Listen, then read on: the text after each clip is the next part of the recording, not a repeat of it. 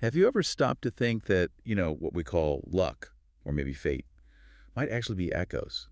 Echoes from lives we've lived before. Hmm.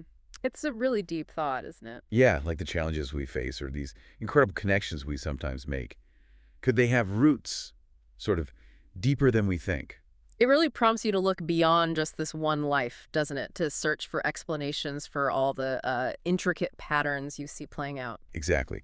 So today we're doing one of our deep dives into a truly unique source. It's described as a case study, and the reference name is Looking, the More You Look, the More Beautiful It Becomes. That's an intriguing title in itself. It is. And this isn't just about one person's story. It's like a journey into the karmic tapestry of a whole family. We're exploring how past actions seem to ripple through their lives, Influencing everything, really. Health, relationships. even what happens after death, according to this source. Right. So our mission here is to unpack this narrative. Try and connect the dots between, actions and consequences, and hopefully reveal some of this profound interconnectedness. Yeah, I think you're going to find some genuinely surprising insights here about reality, personal experiences.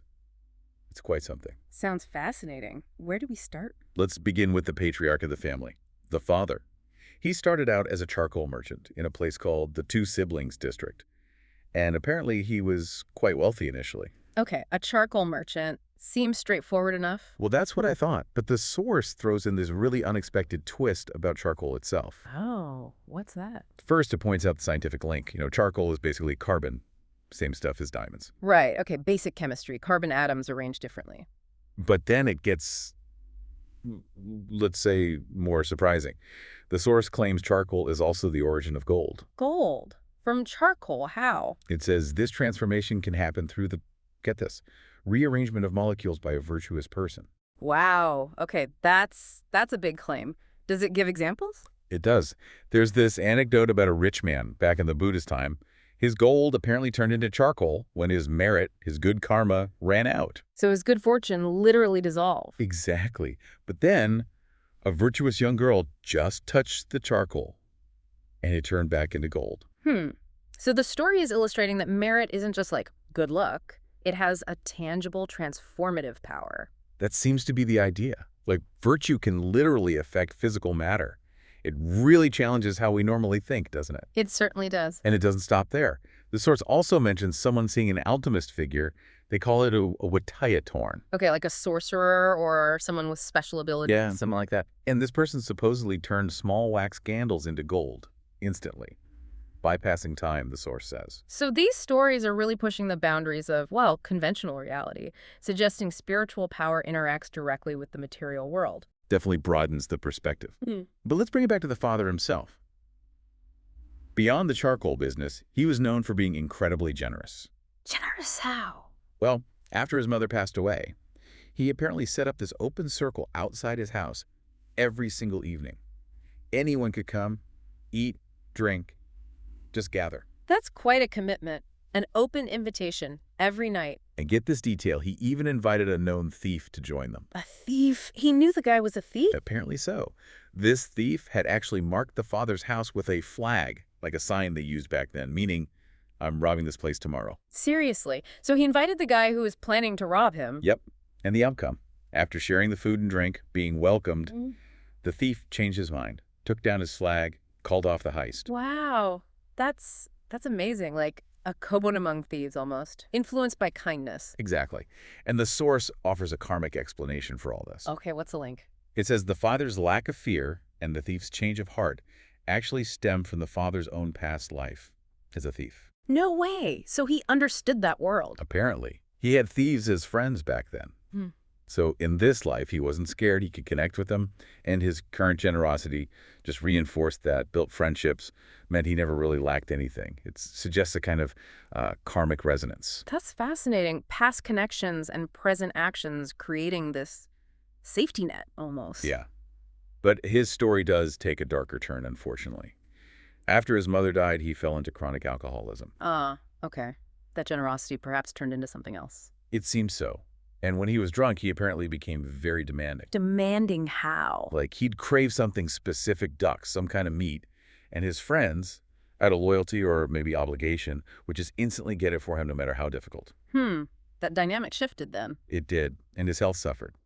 The source describes his illness vividly: shriveled, gnarly green fingers, and the chronic alcoholism eventually led to his death, quite young, at 44. So young. And those symptoms, the fingers, did the source link that to karma? Yes, specifically, the gnarly fingers were tied to his past life as a thief, using his hands for stealing, combined with the karma from this life of killing animals for food and drink. Ah, so a combination of past and present actions manifesting physically? Exactly. And the alcoholism and early death linked to what the source calls a lack of understanding about life's realities and hanging out with bad company, which led to the drinking and also promiscuity. I see. Actions have consequences, often complex ones. Did the source say anything about his afterlife? It did. After death, it says he became a compand. A compand. What's that? It's described as a type of officer in the netherworld, and his job, his punishment, was to ladle searing hot copper water for souls in hell who had drunk alcohol. Oh, wow. That's incredibly specific. Very. A direct consequence, it seems, for his actions and perhaps enabling others drinking too. Was there any relief? Any mitigation? Some. His past merit things like having been ordained traditionally as a monk, even briefly, and other good deeds, apparently kept him out of the deepest hells. But he was still suffering immensely. Still tormented. Yeah. His message from that realm, conveyed through the source, is just the exhaustion, torment. He can't put down the ladle because of the karma of hosting drinking parties.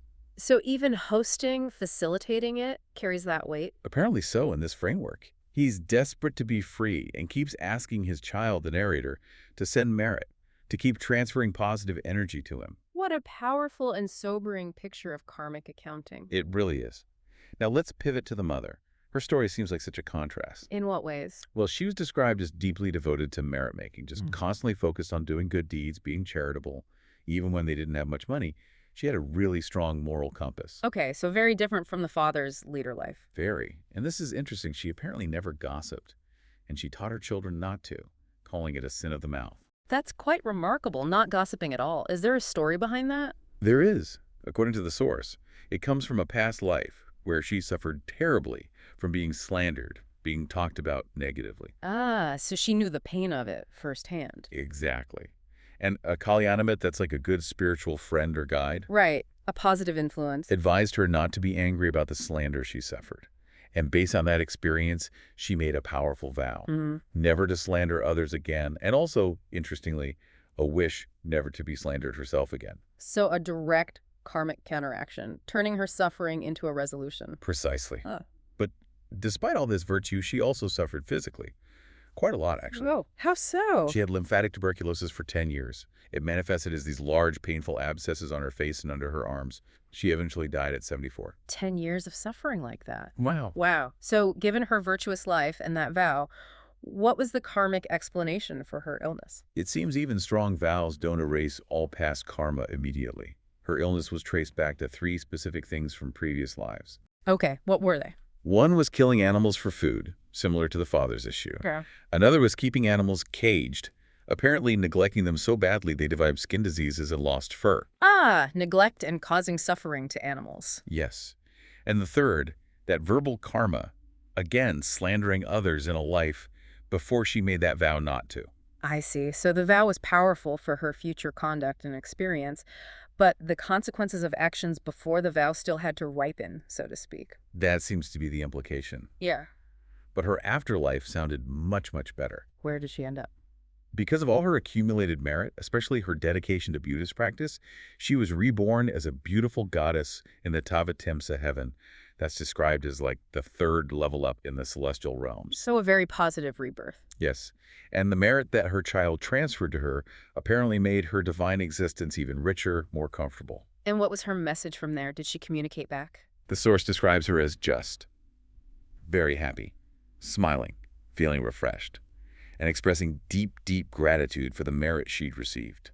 A clear, positive outcome. That's good to hear after her suffering. It shows the power of consistent merit-making. Definitely. Now, before we move on fully to the narrator, there's one more piece connecting the parents. It sheds light on relationship karma. Okay. The father, at some point, took a minor wife. Ah, okay. Not uncommon, perhaps, but difficult for the main wife. Right. But here's the thing. The mother's relatives, especially her paternal aunt, were fiercely loyal to her. They strongly sided with the mother and actually prevented the minor wife from even entering the main home. Really? So they actively protected the mother's position? Was there a karmic reason given for that strong family support? Yes, the source attributes it directly to the mother's own past merit of supporting and helping relatives. Because she had done that, they now rallied around her when she needed it. Like attracts like karma coming back. That makes sense. A return on her past investments in family kindness. And get this twist. The fact that her husband took a minor wife at all. That was explained as residual karma from one of her own past lives Let me guess. when she had been a promiscuous man. Wow. Okay, so karma playing out across genders, across lifetimes, influencing these very intricate family dynamics. Exactly. It's like peeling an onion, isn't it? Yeah. Layer after layer. It really is. So now we come to the narrator herself. Nong Angoon, you called her. Yes, Nong Angoon. And her life is where all these threads really seem to weave together. She had quite an impact on her own husband, too. He was apparently initially hesitant about her devotion to her temple, Wat Phra Dhammakaya. Hesitant how? Like skeptical. Yeah, and worried about the cost. The source mentions he even got her uncle to try and talk her out of it, saying they weren't rich enough for that kind of dedication. A common concern, maybe? How does she handle that? Her response was apparently incredibly direct and, well, persuasive. She basically asked him, look, if we're not rich now, when will we make merit? When we're married, I want us going in the same direction. Would you prefer I don't go to the temple and maybe start drinking or gambling instead? Because everything costs money anyway. Whoa. That's putting it plainly. Yeah. Quite a powerful argument. It seems it was. The source says he listened really intently, thought about it overnight, and the next day, he completely changed his tune. He decided to support her fully. Started buying supplies for the temple, even went with her sometimes. That's a huge turnaround. Huge. And the source adds this beautiful line.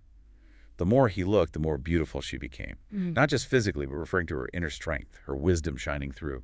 It suggests her conviction actually transformed his perception of her. That's lovely, her inner beauty changing his view. A real transformation in their relationship. But sadly, his story also has a difficult end. He passed away relatively young, too, at 46, from a ruptured brain aneurysm. Oh, that's tragic. Another early death in the family? What was the karmic take on that? Similar to the father, actually. His early death and the illness were linked to the karma of killing animals for food, both in past lives and this one. That pattern again seems quite significant in this narrative. And his afterlife. He became an air deity, an Akatsa Deva, and apparently he benefited immensely from the merit his wife, Nong Angoon, transferred to him.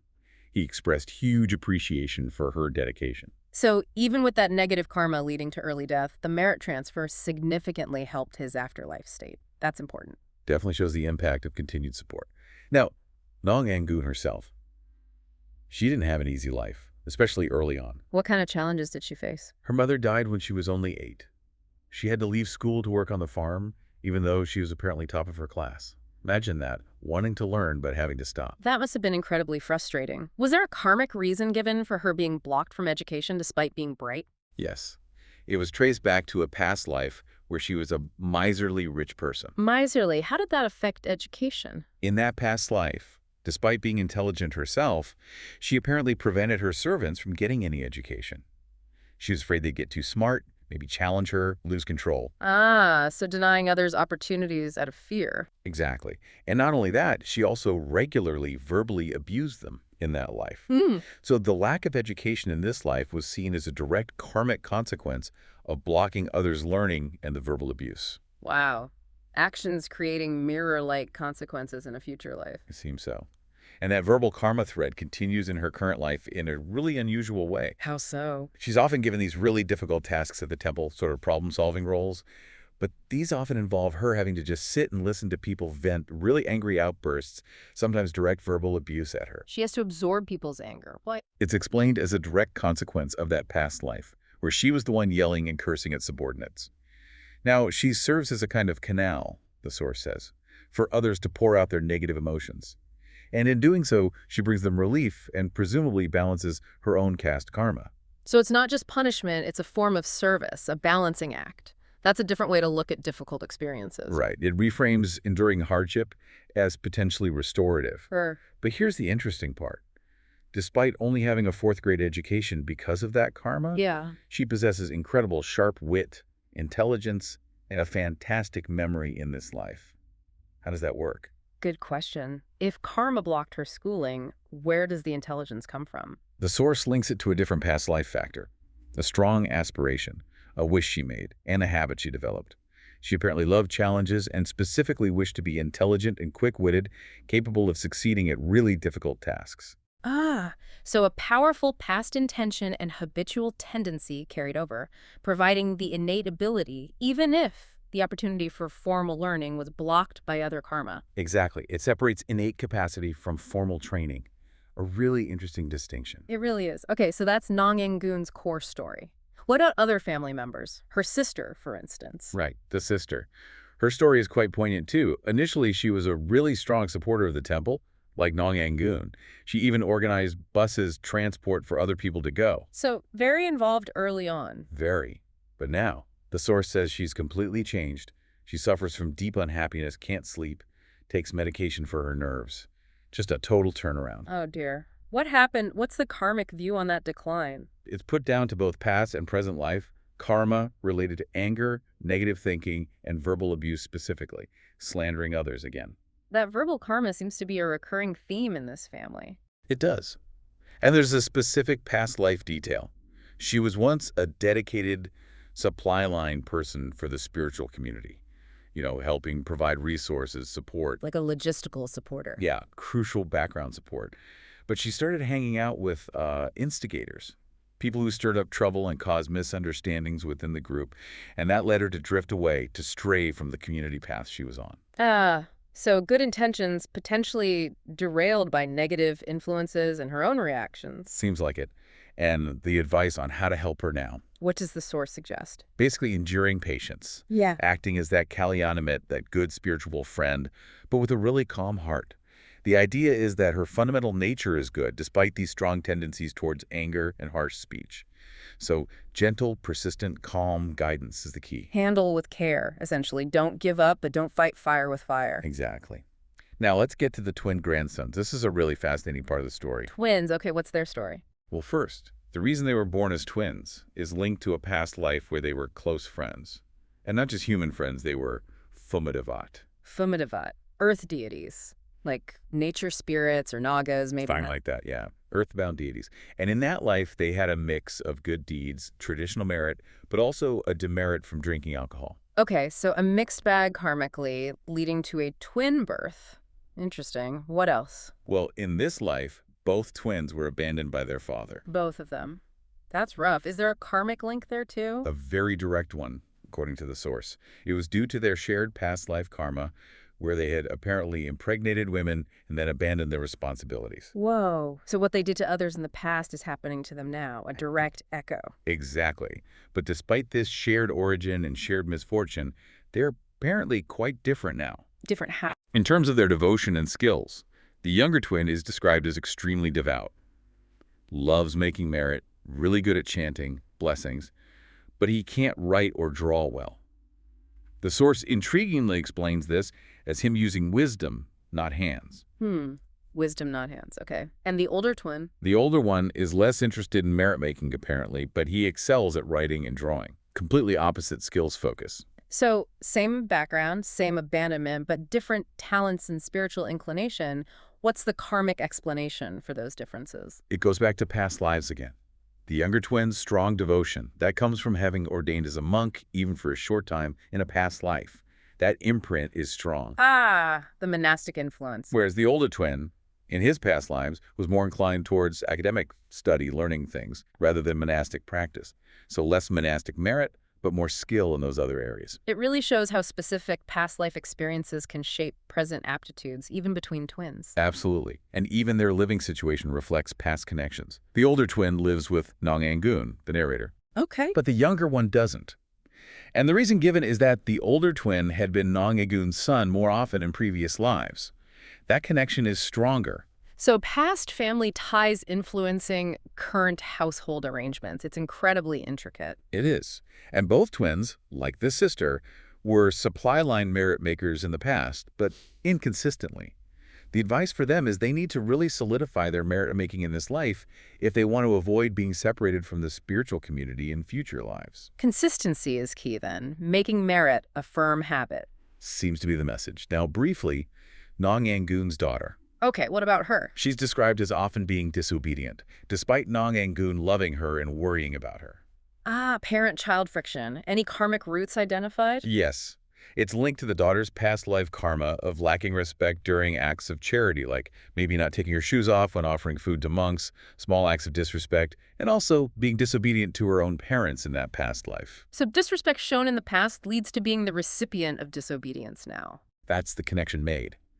And it's also noted that Nong Yangun tends to kind of overindulge her in this life, which perhaps doesn't help break the pattern. Right, current actions interacting with past karma. And the daughter's merit style. Also an inconsistent supply line maker in the past. So same advice. She needs to build up more consistent merit now, and Nong Yangun is encouraged to actively guide her towards that path. Guiding, not just indulging. Makes sense. And finally, just a general point about Nong Yangun's sons, presumably the twins, maybe others if there are any. It's not specified. What's the point about them? It's about their potential for monastic life.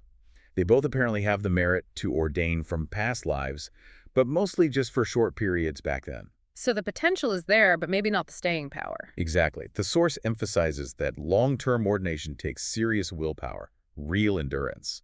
They also fit the supply line merit maker pattern. Okay, so what's the guidance for them looking ahead? They're encouraged to make merit fully, consistently in this life, and specifically to aspire, to set the intention, to be reborn in a place called Dusitburi, special merit sphere. Dusitburi, that's often mentioned as a high heavenly realm where bodhisattvas reside, right? Beings focused on enlightenment for all. That's exactly how it's described here, a bodhisattva realm. The idea is, by aspiring to be there, they stay connected to the spiritual community, continuing their journey together. So setting a high spiritual goal to maintain connection and progress. Precisely. What a journey, huh? Going through this family's intertwined stories. It's truly remarkable seeing how actions, seemingly small or large from lifetimes ago, are presented as weaving through present lives, affecting health, relationships, personality, afterlife. It paints this incredibly intricate yet understandable picture. Understandable in its own framework, yeah. The core message really seems to be this profound interconnectedness. Every action matters, good or bad, and the effects ripple out across time, across lives. Absolutely. And it highlights how things we might dismiss as random bad luck, a personality clash, even a specific illness could have these incredibly deep karmic roots, according to this perspective. It even suggests our actions can influence the very nature of, well, reality itself, like with the charcoal and gold stories. It definitely makes you reconsider things. Luck, fate, coincidence. Maybe they're not so random after all. It's a perspective shift for sure. So here's something to leave you, our listeners, thinking about. If we accept, even just hypothetically, this idea that past actions so deeply shape our present reality, how might that shift your understanding of luck or fate, or even just your everyday interactions? What might that mean for your approach to living right now?